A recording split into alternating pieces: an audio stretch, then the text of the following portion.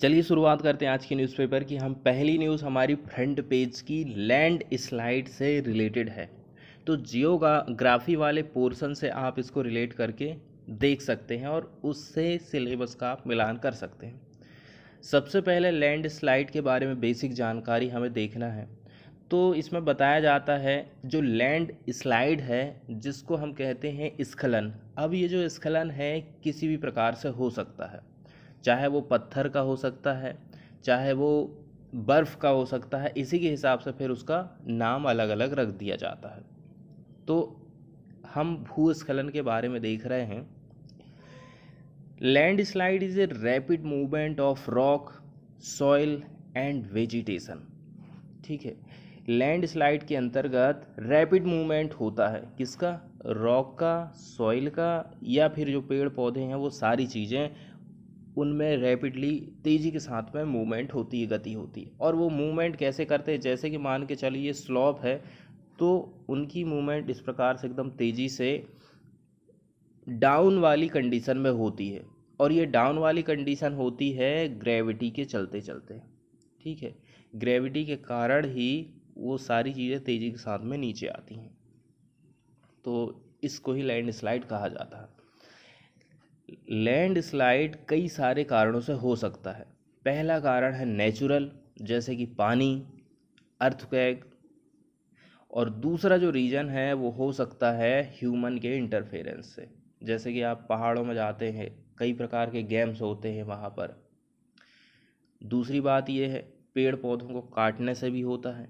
इसके अलावा यदि हम देखें तो मान के चलो आप वहाँ पर रास्ता बना रहे हो, आप वहाँ पर खुदाई कर रहे हो, तो इसके चलते चलते भी लैंड स्लाइड हो जाती है। तो ये सारे जो रीजन है वो मैन के कारण जो उत्पन्न हो रहे हैं वो है। अब यहाँ पर बात बताई गई है, man breaks rocks for constructing roads, railways, buildings, tunnels, etc. In such cases rock become loose and landslides occur.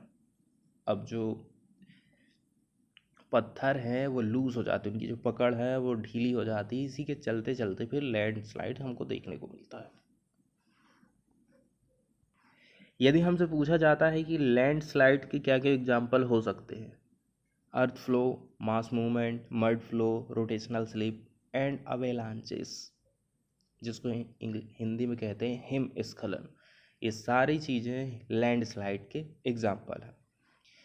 यदि हम इसकी इंटेंसिटी को देखें, इंटेंसिटी ना बोल करके आवृत्ति को देखें, तो landslide are rarely on a scale comparable to seismic या फिर वॉल्केनिक इवेंट। तो सीस्मिक या फिर वॉल्केनिक इवेंट की तुलना में ये रेयरली होते हैं, on a scale comparable. The intensity and magnitude of the landslide, however, depends on the geological structure, angle of dip of the slope, nature of sedimentary rocks and human interaction with the slope। ये सारे reason हैं जिसके चलते चलते ये निर्धारित हो जाता है कि लैंडस्लाइड है तो वो कितना तेज होगा, कितना नुकसान पहुंचाएगा। यदि हम लैंडस्लाइड की तीव्रता वाले क्षेत्र की बात करें तो कॉन्टिनेंट वाइज हम बात कर रहे हैं। ठीक है, महाद्वीप के हिसाब से तो एशिया महाद्वीप सफ़र करता है द मैक्सिमम डैमेज या फिर losses due to landslide, and within that South Asian nations are the worst sufferers including India. तो एशिया के साउथ वाले जितने भी देश हैं वो सबसे ज़्यादा इससे प्रभावित होते हैं, इसमें इंडिया भी इंक्लूड है, which is one of the worst affected by the landslide. अब सबसे लास्ट में बात आ जाती है कि हम लैंडस्लाइड को कैसे करके रोक सकते हैं। मतलब कुछ कुछ उपाय हैं जो कि बचाव के तौर पर हम यूज़ कर सकते हैं। Restriction on the construction and other development activities. अब ह्यूमन के चलते चलते यदि भूस्खलन आ रहा है तो उसके लिए हमें ह्यूमन एक्टिविटी को रोकना पड़ेगा। जैसे कि हम वहाँ रोड बना रहे हैं, डैम्स बना रहे हैं, जहाँ पर ज़्यादातर लैंडस्लाइड होने की संभावना है, तो ये सब एक्टिविटी से हमको बचना है। इसके अलावा जो घाटियाँ होती है यहाँ पर आपको एग्रीकल्चर को लिमिटेड करना है। Control on the development of large settlements in the high vulnerability zone, जहाँ पर खतरे की संभावना ज़्यादा है वहाँ पर किसी प्रकार की बस्ती ना बसे, इसका हमें ध्यान रखना है। प्रमोटिंग लार्ज स्केल एफोरेस्टेशन, ज़्यादा से ज़्यादा हमें पेड़ पौधे लगाने हैं। एंड कंस्ट्रक्शन ऑफ बंड्स, हमें मेढ़े बनाना है, ठीक है, ताकि जो मटेरियल यदि गिरता भी है तो उसको रोका जा सके। To reduce the flow of water. Terrace farming should be encouraged in the north eastern hill state where jhuming and burn, जिसको शिफ्टिंग कल्टीवेशन कहा जाता है, इज स्टिल प्रिवलेंट। तो हमें जो स्टेप वाली जो खेती होते हैं ना, सीढ़ीदार जो खेती होती है जो कि ऊंचाई वाले स्थानों में की जाती है, उसको हमें बढ़ावा देना है। अब हम आते हैं न्यूज़ की तरफ और न्यूज़ देख लेते हैं। 9 killed as boulders hit vehicle following Himachal landslip. Landslip के चलते चलते 9 व्यक्तियों की डेथ हो गई है। और बड़े बड़े जब बोल्डर गिर रहे थे तो उनका जो व्हीकल है वो हिट किया उनको। Bridge in Kinnaur district collapse due to impact. और ये जो ब्रिज भी आप देख रहे हैं ना, ये भी लैंडस्लिप के चलते चलते टूट गया है। 9 tourists were killed after heavy boulders fell on their van following a landslip near Basteri in Kinnur district of Himachal Pradesh on Sunday। Himachal Pradesh का मैप एक बार एक नज़र हम देख लेते हैं। हिमाचल प्रदेश की बाउंड्री की हम बात करें, स्टेट में सबसे ऊपर में बाउंड्री शेयर करता है अपनी जम्मू और कश्मीर के साथ में। इसके बाद अपनी बाउंड्री को शेयर करता है पंजाब के साथ में, फिर हरियाणा के साथ में। इसके बाद बाउंड्री शेयर करता है उत्तराखंड के साथ में। डिस्ट्रिक्ट वाइज यदि हम इसका मैप देखें तो ये है किन्नौर, लाहौल स्पीति, चंबा, कांगड़ा, हमीरपुर, ऊना, बिलासपुर, सोलान, सिरमौर, शिमला, मंडी, कुल्लू, इस प्रकार से इसके डिस्ट्रिक्ट यहाँ पर दिखाए गए हैं। यदि हम इसकी कैपिटल की बात करें तो इसकी कैपिटल है शिमला और विंटर कैपिटल है धर्मशाला, जिसको डिक्लेयर किया गया था 2017 में। डेट ऑफ फॉर्मेशन की बात करें तो 25 जनवरी 1971 को इसका फॉर्मेशन किया गया था। स्टेट की बाउंड्री की यदि हम बात करें तो जम्मू कश्मीर, पंजाब, हरियाणा, उत्तराखंड और उत्तर प्रदेश के साथ में अपनी बाउंड्री को शेयर करता है। और यदि फॉरेन की बात करें तो चाइना के साथ अपनी बाउंड्री को ये शेयर करता है। तो ये वाला इसका जो आप देख रहे हैं, ये इतना हिस्सा, ये पूरा इधर से चाइना लग जाता, और एकदम छोटी सी ये जो बाउंड्री है यहाँ पर, ये उत्तर प्रदेश के साथ में अपनी शेयर करता है। तो अगली जो न्यूज़ हमारी वर्ल्ड हेरिटेज साइट के टैग से रिलेटेड है। यदि किसी प्लेस को वर्ल्ड हेरिटेज का टैग मिल गया है, इसका मतलब ये है उसको वर्ल्ड हेरिटेज साइट में शामिल कर लिया गया। World heritage site is a location, एक ऐसी लोकेशन है with an outstanding universal value. This signifies cultural and या फिर natural significance which is so exceptional as to transcend national boundaries and to be common importance for present and future generation for all humanity.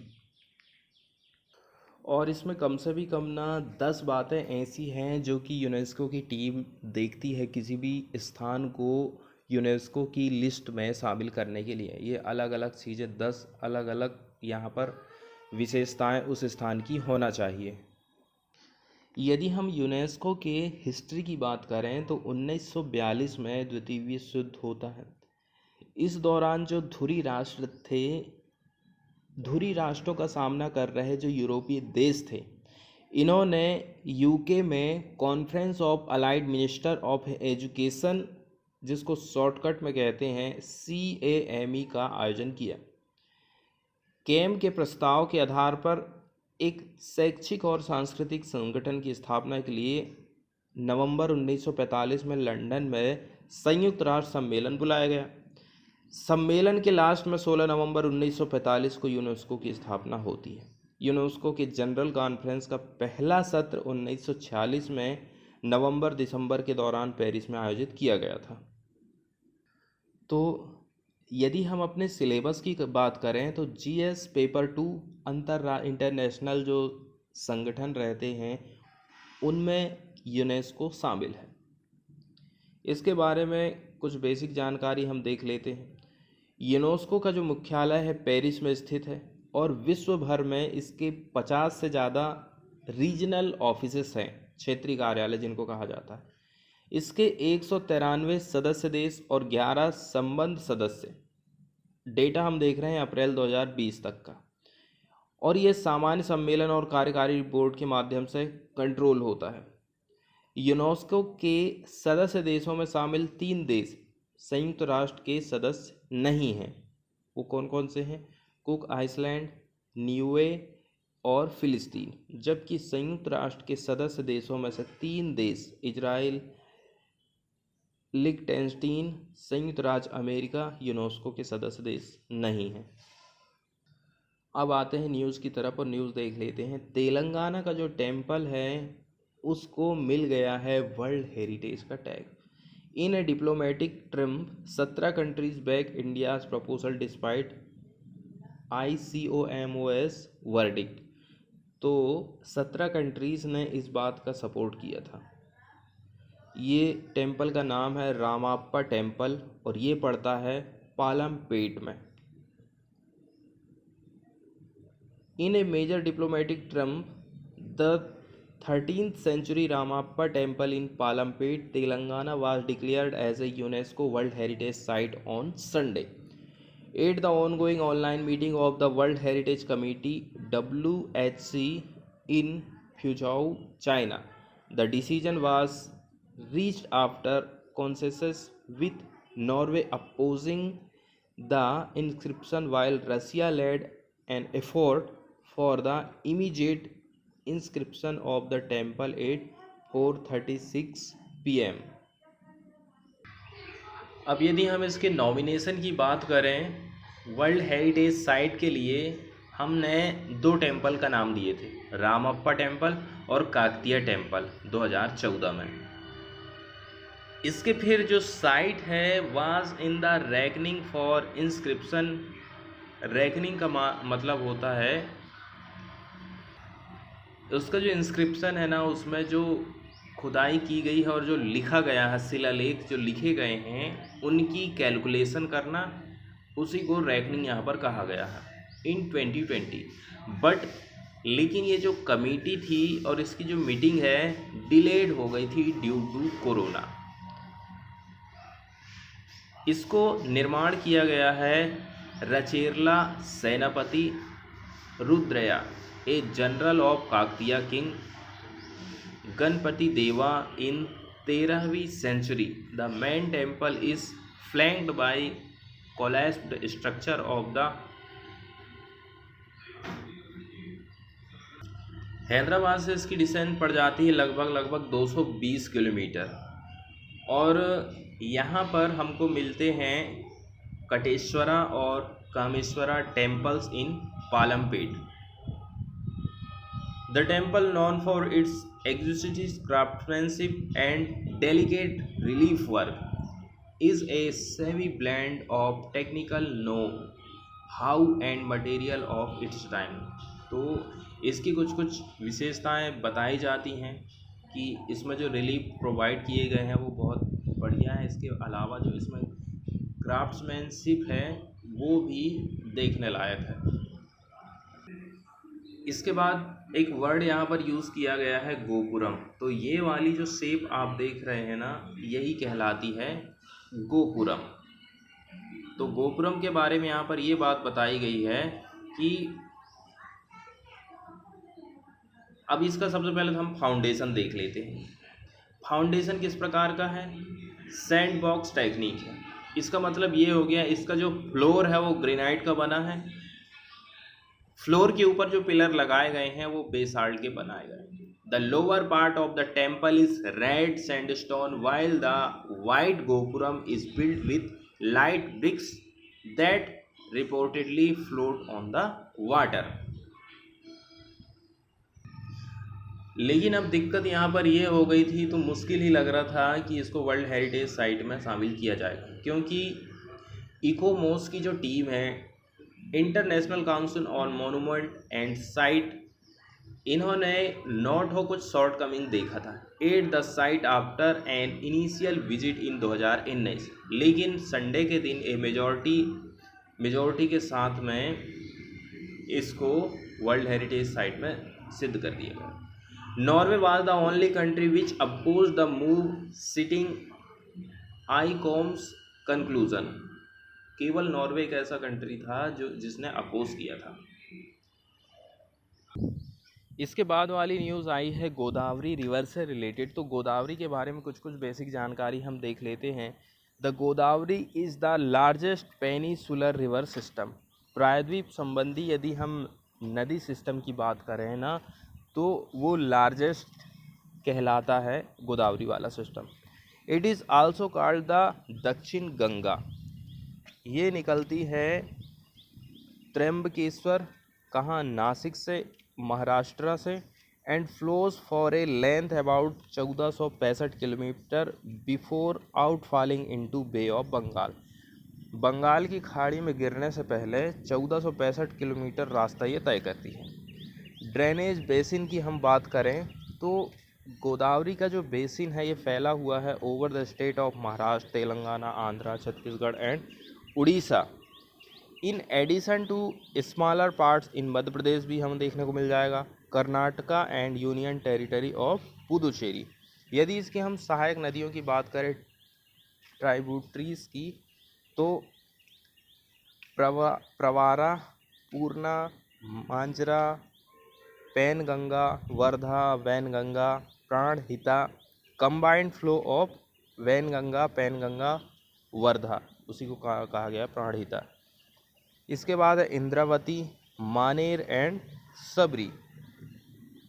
Cultural significance के हिसाब के लिए ये किस प्रकार महत्वपूर्ण है, तो यहाँ पर कुंभ मेला लगता है। कहाँ पर? बैंक्स ऑफ द गोदावरी इन नासिक। नासिक में गोदावरी नदी के किनारे कुंभ का मेला लगता है, इसलिए कल्चरल को भी ये रिप्रेजेंट करती है। इसके बाद वाली जो न्यूज़ है वो जल जीवन मिशन से रिलेटेड है, तो जिसको शॉर्टकट में JJM कहते हैं। ये एक प्रकार से फ्लैगशिप स्कीम है of union government being implemented in partnership with the state with the objective to provide tap water connection. नल जल कनेक्शन प्रोवाइड करना है हर घर को, ठीक है, जिसमें रूरल एरिया शामिल है 2024 तक। ग्रामीण क्षेत्र में नल जल पहुंचाना है इसका मेन उद्देश्य। ये जो प्रोग्राम है will also implement source sustainability measures mandatory element, जैसे कि recharge and use through grey water management, water conservation, rain water harvesting. इसके अलावा इन सारी बातों को भी इस स्कीम के अंतर्गत इंकरेज किया जाएगा। The Jal Jeevan mission will be based on a community approach. तो कम्युनिटी अप्रोच पर ये आधारित रहेगा। Community approach to water and will include in extensive information, education and communication as a key component of the mission. इसके कुछ की component यहाँ पर बताए गए हैं। The mission was launched on August 15, 2019 under Jal Jeevan mission in 2021-22 in addition to 50,011 crore budgetary allocation किया गया था। There is also 26,940 crore assured fund available under the 15th finance commission. और हम कई बार सुनते रहते हैं ना, हर घर जल योजना। तो इस मिशन को सरकार ने हर घर जल योजना का नाम दिया है। स्कीम का लाभ लेने के लिए उन लाभार्थियों को पात्र माना जाता है जिनके घर में पानी के कनेक्शन नहीं है। और भी कुछ कुछ यदि हम बात देख लें तो जल जीवन मिशन के माध्यम से राज्यों के जिन इलाकों में पानी की सुविधा नहीं है वहाँ पर भी पानी पहुँचाना है। इस स्कीम का लाभ ग्रामीण और शहरी दोनों क्षेत्रों को प्रोवाइड किया जाता है।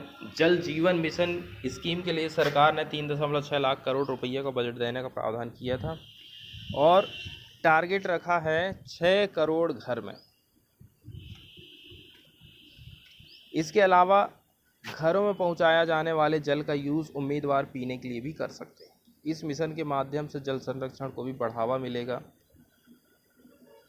एक चीज़ और देखना है कि जल जीवन मिशन के लिए इसके क्रियान्वयन के लिए जल शक्ति मंत्रालय को नोडल मंत्रालय के रूप में नियुक्त किया गया है।